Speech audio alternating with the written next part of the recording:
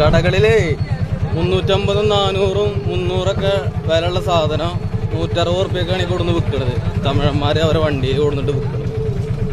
അപ്പൊ എന്തുമാത്രം നമ്മളെ നാട്ടിലെ കച്ചവടക്കാര് മറ്റുള്ളവരൊക്കെ നമ്മളെ എത്രമാത്രം പറ്റിക്കേണ്ടത്.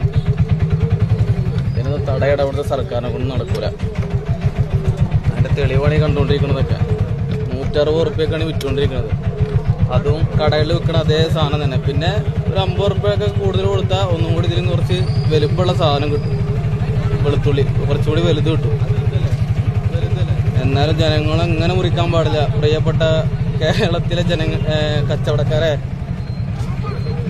എങ്ങനെ ഞങ്ങളെ കൊല്ലാൻ പാടില്ലട്ടാ. ഇങ്ങനെ ചോദിക്കാനും പറയാനും ആളില്ലാത്തൊരു കാരണമാണ് നിങ്ങൾ ഇങ്ങനെ ജനങ്ങളെ കൊന്നുകൊണ്ടിരിക്കുന്നത്.